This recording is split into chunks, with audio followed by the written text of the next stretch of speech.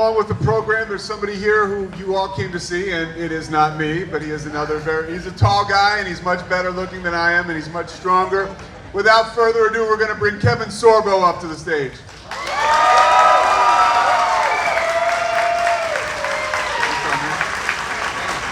a microphone right there? Yeah. Good day, everyone. How are you? How many Hercules fans we have out there? Andromeda, how about that? Well, I love them both, so there.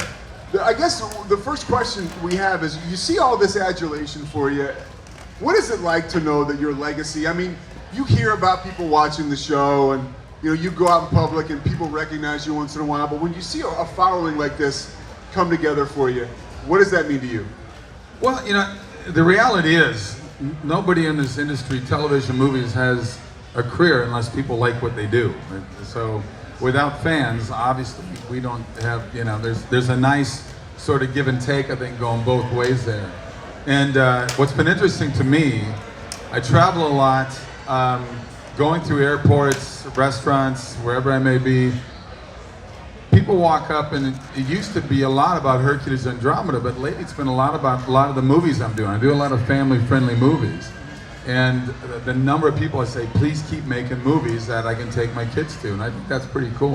What's it like to sustain that? To be, I think to be a working actor, is difficult, right? I mean, people wonder, like, hey, it takes a lot of hard work. What is it like for you to put together such a long career? I'm a 13-year overnight success, so it's funny. Once you have any sort of success in the industry, I had like 8th and 7th cousins come out of the woodwork that I didn't know anything about. And everybody was saying, I've got a niece that should be an actress, what do you recommend? I say, I recommend doing something else. But it's an addiction, it really is. I fell in love with acting at the age of 11.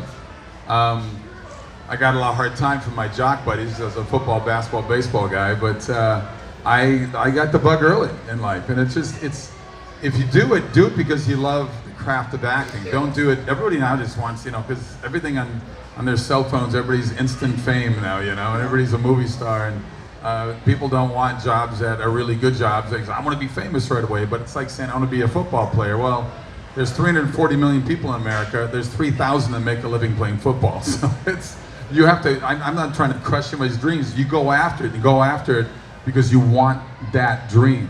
But, always just be ready to have disappointment. I let a lot of doors slam in my face, but for me, that just fueled the fire. That just made me want to try harder and just prove people wrong. And that's what it came down to for me, was just saying, I can do this, and I know, I always knew I'd have success in this industry, and I could see the difference in people out in Hollywood that are pursuing the same career. They didn't have that same fire. I know they did. Can you give people a background on your career as an athlete? Well, I grew up in a very small town outside of Minneapolis. We had about 7,000 people in my little town. It's called Mound, Minnesota. Mound is on the shores of the beautiful Lake Minnetonka. We were home to Tonka Toys, Lake Minnetonka, Tonka Toys. Know that. Okay. Yes. And about 5,000 people out of the 7,000 would show up at our football games. And I know it's big, high school football is big here, but it was also big where I came from as well. So. I love sports. I grew up in a very jockey town. I had 3 brothers. We were all jocks. All my buddies, we were all sports guys. But it was really when I got into college that I really decided that I had a double major in business, but I minored in drama because I knew that was the time for me. If I want to do something with my life, I know it's not going to be football. Especially when I went to a Division II school, and I called my dad up and I said, everybody in the football team is as good or better than me. That was Division II. Yeah. And I thought I was one of the big jocks in my high school, so it was pretty eye-opening, and reality kind of set in. But it's interesting. Kevin Costner came to speak in my acting class one time. This is about a year before I got Hercules. He was filming The Bodyguard with Whitney Houston at that time. And he used to study with my acting coach, Richard Brander, and he came to speak to us. And the first thing he said when he gets something from the class, he goes, I hate to burst your bubble, but none of you are going to make it in this industry. That's how he started it. And we had a great 2-hour session talking to him. I walked up to him afterwards. I said, Mr. Costner, when you said that, I knew exactly what you meant. I knew what he was saying. I said, but you're wrong, though. I am going to make it. He goes, well, good luck to you, you know. So 4 years goes by. Hercules now is going. It's the most watched TV show in the world. We're in 176 countries. I'm an avid golfer. I get invited to his tournament in Monte Carlo that he and Prince Albert are hosting. They fly me from New Zealand to Monte Carlo, okay? 24 hours to get there. I'm on the driving range, I'm hitting balls. Costner walks up. Now, he doesn't remember me from that class. He just knows me as this guy with long hair and buff dude. And he says, hey, Kevin, glad you can make it. Yeah, Kevin, we met before. And he said, we did? I said, you used to study with Richard Brander back in the early days, and you came and spoke to our acting class. And he goes, oh, yeah, I did that. It's during the bodyguard, yeah. And you said this, and he stops. He goes, wait a minute, you were the guy who walked up to me. I said, I was that guy. He goes, welcome to the club. You are that guy. It was kind of funny. Being a bigger guy, you know, we talked about you being an athlete. What is that like to chase roles in Hollywood? Just, you know, we all see it on the internet or Wikipedia. How tall are you? I'm a little over 6'3". So you're a little over 6'3". So do you get typecast, or do you have to fight for roles? You lose roles because of your height. I mean, I've met with Schwarzenegger. He says he's 6'3", he's 5'10". I've met with Cruise, I've met with Penn for movies. They're about 5'6". Cruise was great, but he's flat out and just said you're too tall. And it sucks to lose them because of your height, if they like you for the role or something. But yeah, it can happen. I mean, it's just, you know, Hollywood's weird. Everything in Hollywood is you're too big, you're too tall, you're too skinny, you're too short, you're too old, you're too young. Everything's about rejection, and you got to be ready for that if you want to get in this industry. It's just kind of the way it is, and it's just putting yourself out there and plugging away at it, and just proving people wrong. I think you have to have a confidence about yourself to go in and do this business. You just do. You have been on the biggest of stages throughout your career, and you talked about, well, you have, and you talked about the success of Hercules. When you get a script like Hercules, or you're in the process of making a show like that, and let's say it's season 1, or I don't know if you guys did a pilot, are you able to see that success beforehand, or is it a surprise? It was going to just be 5 2-hour movies. That's all it was going to be. That was the whole idea. It was 5 2-hour movies. Anthony Quinn played Zeus. I got a whole year working with Anthony Quinn, which was amazing. The stories I got, we had dinner every Saturday night for a year, and the stories I got from old Hollywood, from, you know, Requiem for a Heavyweight, Lawrence of Arabia, Sorbo the Greek, all these things. And by the third movie, I knew we had something. And I told Michael Hirsh, who played my sidekick Lawless in the series, I said, I think they're going to make this into a series. And I told my manager, and she was flipping out, and I said, well, I haven't done it yet, but I think they are. About 3 weeks after I said that, Universal Studios came back and said, we love what we're seeing. You're going to stay in New Zealand. We're going to make it a series. So I knew we had something that was not on TV at that time. I mean, there's a lot of action stuff out there now, but back in the early 90s, there was nothing like this on TV at all.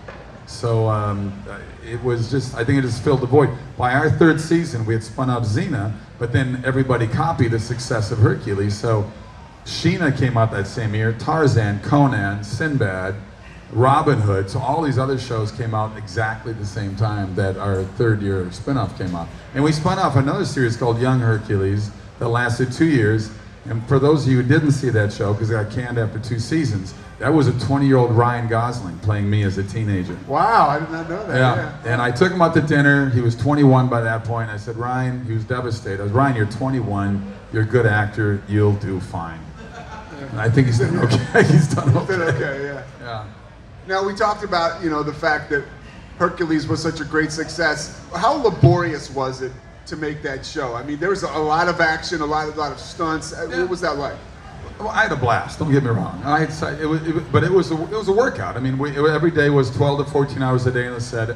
Every day was 2 hours at the gym. I mean, I'm 25 pounds lighter now than I was back in that series. Partly because I'm old now, but I still work out all the time. But you can't keep up that physique unless you're doing steroids, and no one in Hollywood is doing steroids, are they? I'm not going to talk about what I see in the movies today, but. Anyway, it was a good workout. It was 16 to 18 hours a day, door to door. But I loved 16 hours a day? From door to door, yeah, easily. But I loved it. I loved it. How do you keep up with the schedule like that? Well, it's just it's like anything. Once you get used to it, you just sort of get used to it. And the crew was great. We had so many laughs. That was it's your family. You're spending more time there. I was single for the first 5 seasons, so that was the family. You're spending more time with them than you do your real family. So it just became, part of the routine. We rehearsed fights every day. We shot 3 episodes. Every episode was 8, 9, 10 days each episode, just varying on what they had, the locations they had to move to. And we would rehearse the fights every day. We'd shoot, 3 of those 10 days, we would shoot the fight scene, but every day on set I'd rehearse the scene, then go 50 yards over here with the stunt guys and our stunt choreographer and go through what the fight's gonna be the next day. So it was just part of the deal. How did you break in? I want to backtrack a little bit. How did you break into the industry? Young age, like I said, I got hooked on acting. I saw a play. I saw the Merchant of Venice. It was Shakespeare. I was 11 years old. I don't know what the hell they were saying because it was Shakespeare. So, but I kind of got hooked on it then. And then wasn't until I screwed around in junior and high school, but in college I got a little more serious about it. When I moved to LA, I studied with 3 different coaches. At different times, obviously, but really good coaches that were tough to get into. You had to start with their sort of understudies, and they had to give you, okay, you're good enough now to move on to this one. One of my classes with Roy London, who's an amazing coach. We had Matthew Perry in the class with me. Brad Pitt was in the class with me. Charlotte Ross. We had really good people in the class before they had their big successes. And to me, it's just. In my college days, in Minneapolis is home to national headquarters to Best Buy, Target, Dairy Queen, A&W, Pillsbury, General Mills, all these stores. They did all the commercials there, so I got that. Commercials is where I really got. What was your first those commercial? Miles. My very first commercial, I should remember. It was Target. It was for Target. Oh, really? It was a Target ad. Because Target's headquarters in Minneapolis as well. So. It's a weird, I talked about this last night, it's a weird dichotomy. You get out to Hollywood, you need your SAG card, you need that Screen Actors Guild card. How do you get it? Well, you get in a movie. How do you get in a movie? Well, you have to have a SAG card. So you're going back and forth all the time. So it drives you insane. Yeah. But it's a weird, catch-22. But it was, the commercial world enabled me not only to pay off for college and everything else, it just was putting miles on because I was on a set, I was in front of the camera, you're talking, you're moving, you're doing stuff. And it helps you get used to that routine. Yeah, people don't see that. People see the finished product. They see you on Hercules. They see you up here talking now with this, accomplished career. But it is all the work that people don't see, isn't it? I went to class every day, 2 hours every night, but I would also study with my scene partner outside of class. Yeah, it's like any job. You want to get good at it, you got to put the time into it. But like I said, I studied with really, really good coaches that were tough. I talked about the class I was in with Matthew Perry and Brad Pitt. First time I saw Matthew Perry get up in front of the class and do a scene, I said to Brad, I said, dude, this guy should be in a sitcom. A couple years later, he's on Friends, of course, and then Brad Pitt just took off. Yeah. But it was, you do put the time in, and you have to put the time in, but that class, you paid so much money every month to be in that class. How much? About? Well, they were talking $400 a month. And so you're working, that was a lot of money. That was back in the early 90s. Yeah, you're trying to get into acting. And you're trying to get into acting.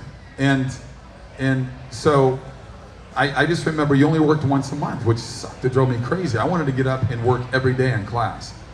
And so I told Roy at one time, I said, Roy, I think after 2 years, I said, I'm going to go to another class. I want to get in the class where I get up every day.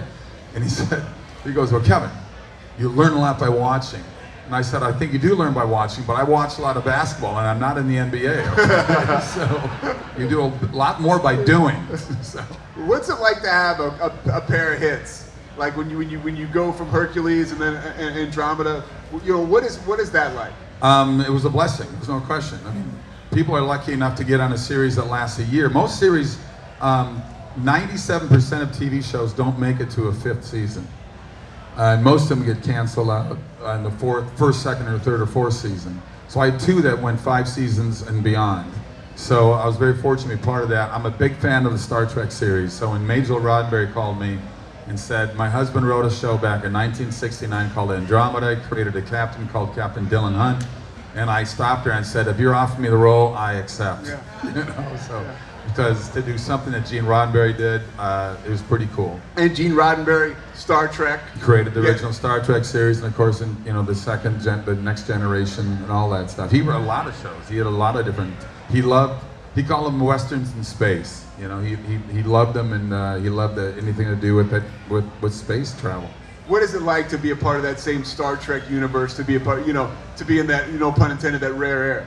Well, it's nice. Of course, it's nice. You know, I got to go to his house and got to sit in his desk. I never got to meet him personally because he passed away in the early '90s. But the show we started filming in 2000. But Majel Roddenberry's widow kept his office, everything exactly where it was when he passed away. So it was pretty cool. And you know, it was to be part of that empire was an honor. And people continue to look for you now. Where can people find you now? What are you working on now? Ton of stuff. It's funny, because some people We're just working on something in Texas. Well, they just know one show, or they know the other show, and I've had people walk up to me and said, "So I watched Hercules, I love it. Have you done anything since?" and you're going, well, part of your ego gets bruised, but the other part says, well, since Andromeda finished in 2005, I'd shot 61 movies. So maybe you need to go online and check one. There's probably 10 I wish I didn't do, but that's kind of. I saw a great interview with Michael Caine, Sir Michael Caine, years ago. And the interview asked him, why did you do Jaws 3D? He said, did you even see the movie? And he said, no, but I saw the house that built me in Spain. So I thought, it's we have mortgages to pay like anybody else. So there are movies I took. I mean, every movie I did, I thought, yeah, I like the role, I like the movie, but it doesn't turn out the way. I mean, there's a lot of movies you see these big A-list movie stars that are on Netflix now that never made it to the big screen because they just said, this isn't going to work, but at least let's put it out there. Yeah. So you don't know how things are going to turn out. But I've got 5 movies that are done in the can right now. I've got one called Miracle in East Texas, true story, set not too far from here in 1930, about 2 con men that would woo widows out of their money in fake oil wells. True story. It's myself and John Ratzenberger playing those roles. John from Cheers and, of course, all the Pixar movies. Lou Gossett Jr. is in it. Tyler Mane, Sabretooth, and all the X-Men movies. And we shot it. We don't know when it's coming out yet. Right now, we're just doing the film festivals. And we did the film festival in Houston and won an award there. And we did one in Vegas, and we did one in Orlando, and we got about 5 more lined up. So yeah, I'm staying busy, and it's just I've shot probably about 6-7 movies in Texas. Wow. So I shot one in Thrall, Texas. If people know where Thrall is, it's not too far from here. I got a woo from Thrall. Woo! Somebody out there, Population 500. Yeah. It was great, and it's a high school football movie. It's called Abel's Field. It's a modern day Cain and Abel movie. It's a good family movie. It's very touching. It'll make you laugh, make you cry, make you think a little bit. And it's so I've shot a lot around there. I did 2 Walking Talls down here in Dallas-Fort Worth area, Walking Tall: The Payback, Walking Tall: Lone Justice, and they were going to make the TV series. And what happens so often in these TV series, too many cooks get in the kitchen and there's in-house fighting at Sony Studios, so it never happened, which was very frustrating because I really love that role. But you can check those movies out. They're good movies. What is that, to backtrack, to go back to Hercules, what is the ride like personally when you are on a show that gains momentum like that and just takes off? Well, it's weird. You don't notice it. I was in New Zealand, so you didn't really notice it the first year. But when the second season started, and then when I was like flying back, and all of a sudden I'm invited to be on the Leno show and the Letterman show, and you start getting invited to be on the shows, Hugh Hefner calls you up and says, you want to come to the Playboy Mansion? I mean, all stuff. You get all these invites, but I'm like, damn, I'm in New Zealand. I can't get that. But it is interesting when you get to the airport and people start staring at you and looking around, because by the end of the second season, then they came up with a whole line of toys. And at Christmas time, you go to Target, you see a wall with your. What is that like? That was just surreal. It was weird. But I fought with them. I fought them. Universal brings me in because I was a marketing and advertising double major. So Sidney Sheinberg, who was the president of Universal Studios at the time, brings me into the meeting. They had a meeting with Toy Biz, Kenner, and Mattel. They said, you want to sit on this, Mr. Advertising guy, marketing guy? I said, sure. So I listened I got to sit in with all the suits of Universal, and I listened to all the pitches that LA Studios, these companies made. So at the end of it all, Sheinberg, before he brings in all of his other, high-paid suits, he looks at me and goes, Sorbo, what do you think? Which one did you hire? And I said, I'd hire anybody but Toy Biz. And he said, really? Why? He said, well, they're offering the most money up front, but their idea of what they want to do and how they want to make the animated, the action figures, it says, is a joke. It's cheap and it's a joke. Kenner Mattel offered a better thing, a better collector's item to make an action figure than they did. Well, they went with Toy Biz. And if somebody they brought up an action figure for me to sign. This is what they did. Was I a big guy? Yeah, I was a pretty big guy in the show. But they took Dolph Lundgren's body, who, trust me, at 290 pounds was definitely doing steroids because he's my size now. Ivan Drago. I mean, yeah, the biggest I got was up to 230, and that was working, lifting the weights hard. That was my college weight, football. So what they did is they had so many Masters of the Universe action figures that didn't sell. They snapped off his head and just plopped on my head on top of his body. If you see the body, even my nieces and nephews at 6, 8 years old are going, Uncle Kevin, that's not the way you do it. I mean, just massive, just ridiculous. You know, if that would be like a 350-pound steroid dude if they actually had the body look like that. And Michael Hirsh, who's 5'6", they took the same body and put his head on, so we're exactly the same height, same size. They went cheap, and I was right. And I said they'll be on the $2 bin at Walmart within the first 3 months, you know. But now, because it happens all the time, now it's a collector's item, right? Yeah. So now they've become cool to get. So you hold on to stuff long enough, even if it's crap, it'll become expensive. You talked about your co-star Michael Hirsh. Do you keep in touch with Lucy Lawless or Michael Hirsh, or do you ever cross paths? Michael and I did a Comic-Con, 2 Comic-Cons down in Australia a couple years ago. We did Perth and Adelaide. So we're down there for a little over 2 weeks. And we had a blast. We keep in touch anyway through, about 2-3 times a year we do the, FaceTime and see what's going on. I mean, his life's busy, my life's busy. He's got a family, I got a family. And, but it's like picking up where we left off because we hung out so much. He's like, we're like brothers, and we know each other so well. He's an amazing actor. He's a Shakespearean guy. The response we got with us together at the same con was unbelievable. I mean, we had Stan Lee lines every day. We had 500 people in line for photos and for autographs. It was crazy. And we're doing it again next year. We're doing Sydney and Brisbane next year in Australia together. So these things take you all over the world, huh? Oh my God, I still get invited to probably about 30 of these a year. Hercules and Andromeda both are still in 60 countries around the world right now. Earlier this year I did Austria and Belgium, took my family, I made a 3-week trip out of it. Whatever money I made, I blew it all in the trip, but it was just fun just to do it. It was such a good time. Yeah. But it's I enjoy doing them. I enjoy meeting the fans. I enjoy hanging out. I enjoy doing this. I mean, it's a lot of fun for me. The fans enjoy you. We're about to turn it over for questions. I have one last question that I have for you. We see Azina. I think she's fixing her shoes right now, but she's in the audience right there. Yeah, she sticks out, but it makes me think. What was it like for you when you have something spin off like that? I mean, it's. That you're a major part of that creation, which is now employing a whole other group of people. Xena's a myth of a myth. Yeah, something that didn't exist. Yeah. It was the end of season 2, into season 1 of the 1-hour episodes, but it was into my second year down in New Zealand.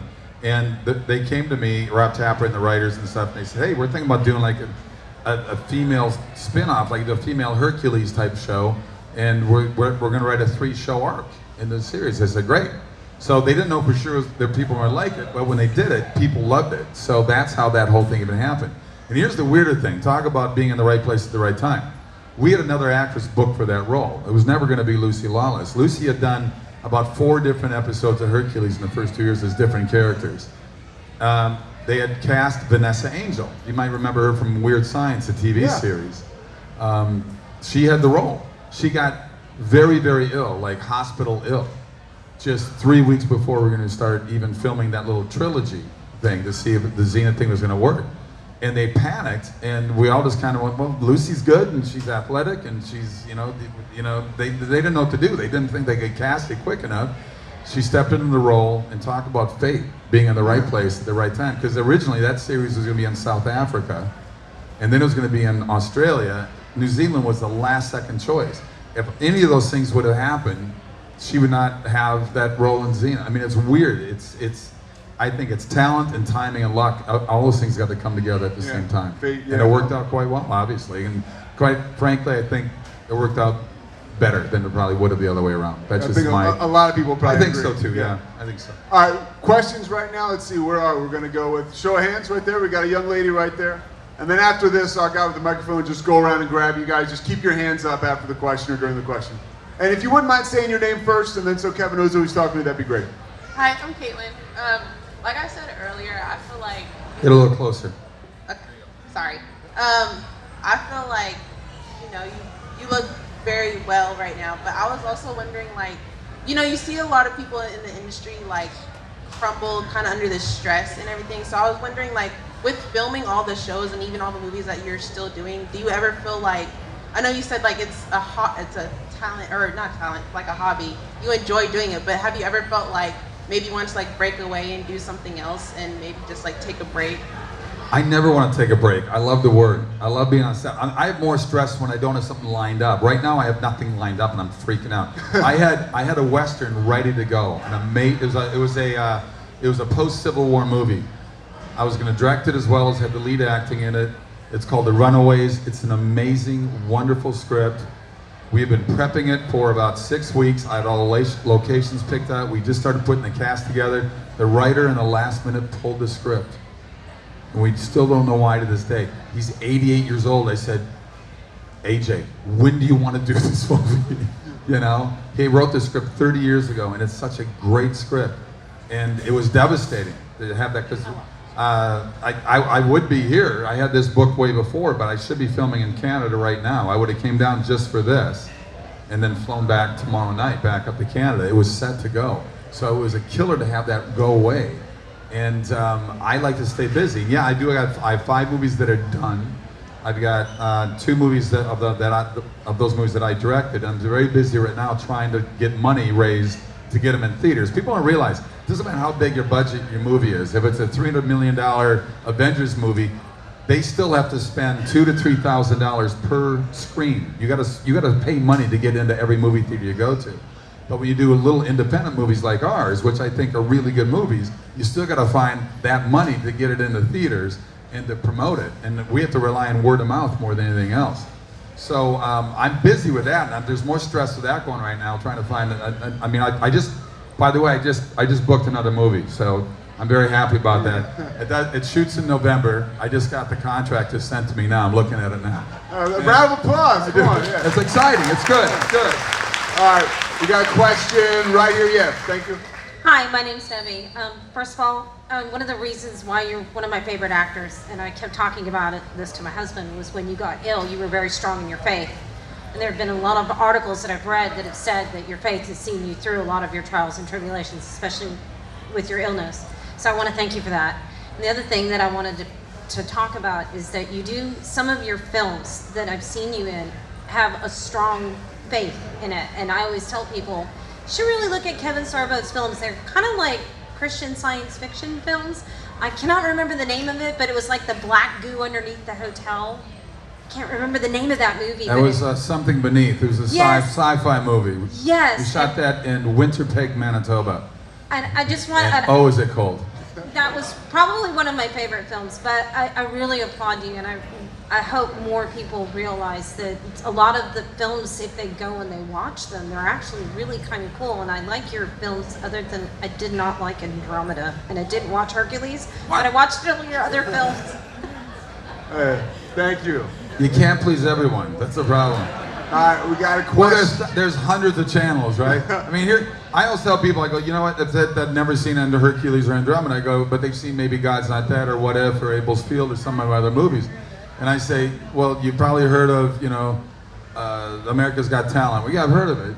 And I know people have never seen it. Well, 20 million people see it, but that means 320 million people don't see it. Yeah. So there's a lot of choices out there, and I get it. You know, I don't walk around expecting everybody to know who I am. But Hercules was a hit when we had very fewer selections for people. Yeah, no, it was big. I mean, Peter Jackson said that my series made the industry in New Zealand come to life. Yeah. That whole 90s, he was writing the trilogy of Lord of the Rings.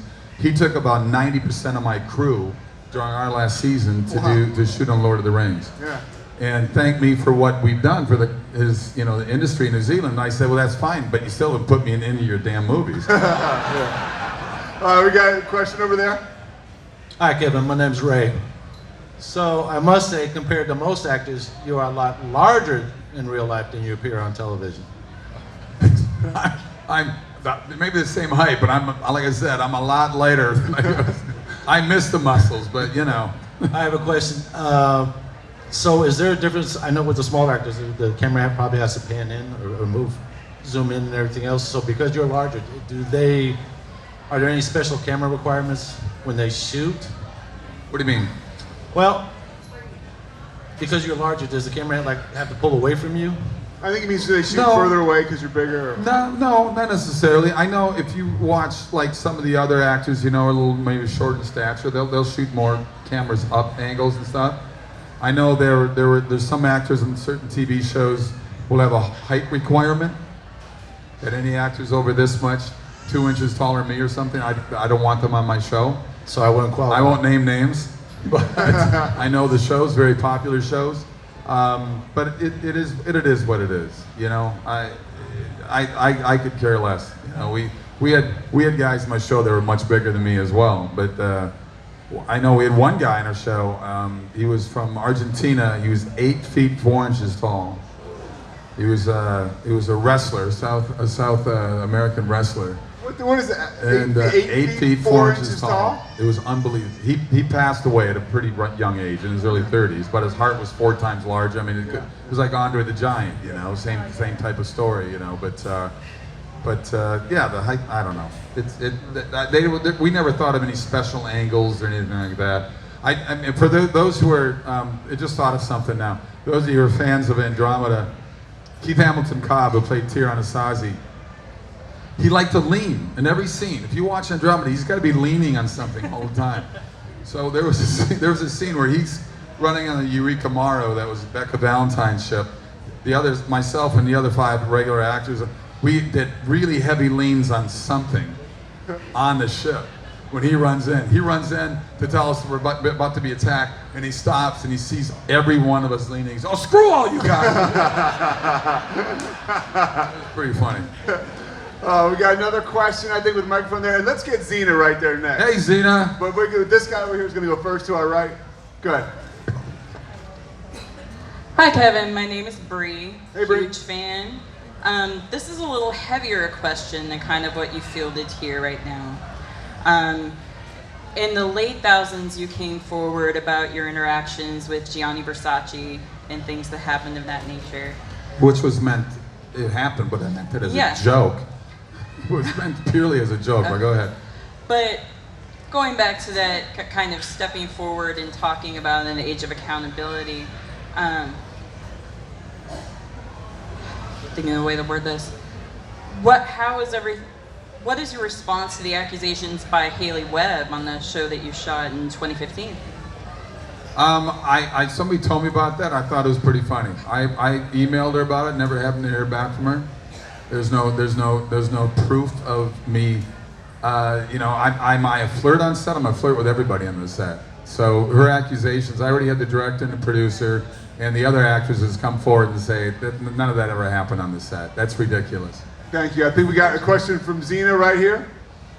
Hey, Kevin. Hey, how are you doing? Looks good. Good outfit. Wow. That's pretty impressive. Thank you. It's just a little thing I threw together. Get a little closer. Okay. So I was kind of having a conversation this morning with my sister about kind of oversaturation of the market with music, but I was wondering if you, What? because everyone has their phones and YouTube, do you find it hard to do film festivals and other things because of what's going on nowadays versus the 90s, for example? So, are you talking about like competition like competition, because Look, I think the cell phone. I mean, there's obviously some bad things about it as well. As bad as like was mentioned earlier, social media, because we live in a world now anybody can say anything about anybody, and now we're guilty before we're proven innocent, which is absolutely insane. With our little touchy-feely world we live in right now, everybody's looking to be offended all the time, which is just crazy. But I think the cell phone, because and just the technology today, I think it's awesome that people can create movies, can create their own product and stuff like that. Hollywood's freaking out. I mean, really they are. And they realize they can't beat the system, so they got to join it. So as you know, a lot of people are becoming very famous off of social media. A lot of people are becoming very, very famous doing their own little movies. So why not? I mean, to me, it's bring it on. I think it's a good thing. Independent movies are good. Hollywood really just wants to keep making these tentpole movies. And until Avengers and Pirates of the Caribbean 47 stop making $2 billion, they're going to keep making those movies. And I don't blame them, right? It's called show business. It's not show. But the independent world, I'm grateful for it because I'm still able to make a career doing independent movies outside of Hollywood. Because I moved away from it. I don't need to be there anymore. I don't need to be part of the game there anymore.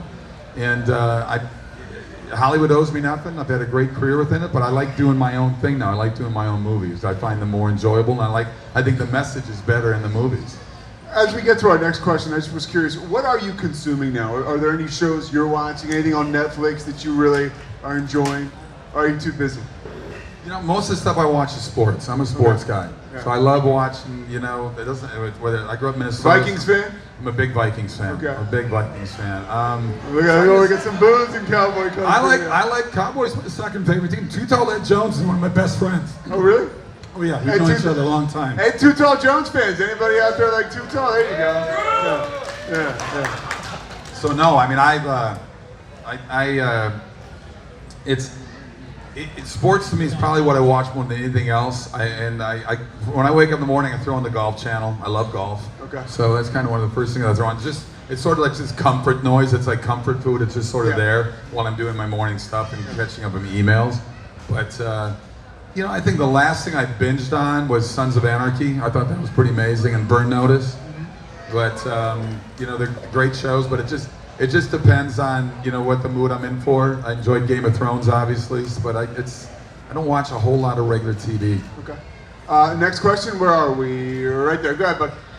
My name's Brandon. First of all, I appreciate you coming on Louder with Crowder. There you are. And talking about the Versace You Build a Bridge. That was hilarious. But talking about one of my favorite movies, What If? Thank you. I loved What If. When you filmed, were you aware of The Family Man, and did that influence your character at all? I didn't even think about The Family Man when we did that movie. Now when somebody mentions it, okay, yeah, I see it. I look at it more like it's a Wonderful Life in a way. It was written by the same writers that did God's Not Dead. It was financed by Jerry Jenkins, who did Left Behind books, and it was directed by his son Dallas Jenkins. We shot it up in Michigan, and it was great. It's the same writers that did God's Not Dead, and I think it's a better movie than God's Not Dead. I really do, and I think God's Not Dead's a great movie. But I think What If, it came out 2 years before, so they didn't do a very good job of getting it out there. That's what I'm saying. It's tough for these smaller budget movies to get it out there in theaters. Still did very well, but it didn't catch fire the way God's Not Dead did. Got a question right over here? Yeah, bud? Yeah, to touch on Zena's question, do you find it harder or easier to find work when it comes to like Hulu and Netflix and all these streaming services coming out? Do you find that it makes it easier because you have more options, or is it a little bit harder because of the studio's contracts and etc. and things like that? Well, I think look what Disney did. Disney pulled out of Netflix. I don't think anybody had an idea Netflix was going to be as big as they were going to become. So when Disney saw their product all on Netflix and said, wait a minute, these guys are making a fortune off our name, that's why they pulled everything off, and they're doing their own Netflix type programming now. You'll have to pay $20 a month to watch, because let's face it, Disney has 90 years, 100 years of product behind them. So Netflix and Amazon have just changed everything, really, what's going on out there in terms of how to get people to watch programming. And I think it's getting harder and harder to get things financed because the advertising dollar, as big as it is, that's kind of being spread thin. That's kind of going away too, because most people want to zip through the commercials. They don't want to watch, and I think the pay-per-view thing is going to be something that's going to happen pretty much across the board pretty soon. And the networks are going to have to change the way they do things, and they are changing already. But I think I think reality TV made cable better because all of a sudden they saw an opening there. They said, look at all this reality TV. Not a lot of people don't want to watch this stuff.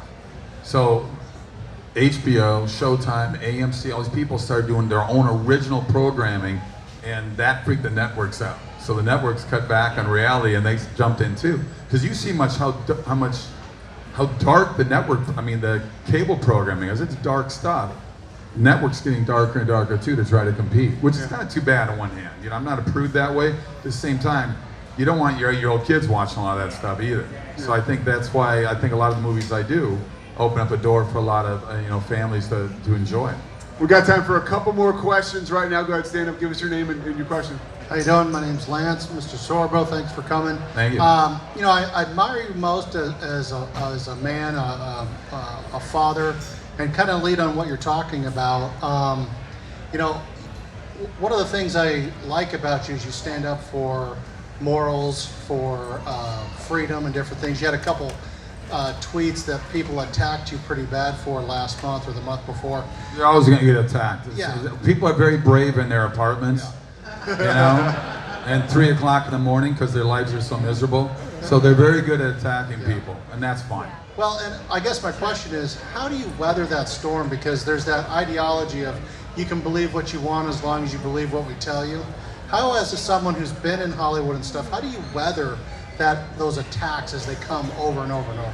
I don't pay attention to them, seriously, because it's always going to be out there, and people don't like their lives, they don't like their jobs, they don't like their relationships, maybe they don't have any of those things. And we live in a very angry society now. As I said earlier, we live in a place where people can say anything they want about anybody. I know teachers that have lost jobs because a student decided that you're getting a bad grade. The teacher made a pass at me, and he ends up losing his job. But there's no proof. There's zero proof to it. Yet the faculty, whatever, people freak out. The school board freaks out. What are we going to do? So it's unfortunate we live in such a weird world right now where hate seems and anger seems to rule the day without any facts, any proof. And this is what we got to deal with. And to me, I just keep plugging along. I'm gonna do what I do. I don't have to answer those people. I just have to answer to myself. We got time for one more question. Where we at? All right, go ahead. Hi, my name's Tara, Hello. and I don't have a question, I have a thank you. My family were military, and we moved all over the country, and your show was something that my husband and I could watch with our children, and we watched it every week, and I want to thank you for that opportunity to give us something that we could watch with our children as they grew up. They're all grown now, they all know who you are. Very kind, thank you. I got to tell you, I get a lot of letters from the military. Round of applause right there. Yeah. I get a lot of letters from Afghanistan and Iraq. A lot of they're all special, but one I got was from a commander of the Chinook helicopter, the double-bladed helicopter, right? That's what he did. So they had the flag in the back, the American flag in the back, and the guy wrote the letter. The commander and his team were all posed up in front. Not only did they send me the flag that was flying, they said they watch Hercules, and when they go on their missions, they say, let's give them a Sorbo when they go on the mission. And I thought that was so cool. And I wrote them back, and I said, dude, you guys are the heroes. I mean, if I screw up as an actor, I get a second take, or a third take if I need it, You guys don't get a second take. So I said, I don't know what I can do, but I'm happy to send some photos or some other DVDs. So send me a list, whatever. He sends me a list of 150 names. So I sat down during a football game and signed every one of them out and sent them over to him. But I thought that was pretty amazing. And my brother was 23 years, Lieutenant Colonel Scott Sorbo in the Army, retired. He's my hero as well. So God bless him. All right, Kevin Sorbo, round of applause. Thank you, guys. Thank you very much. Thanks, man.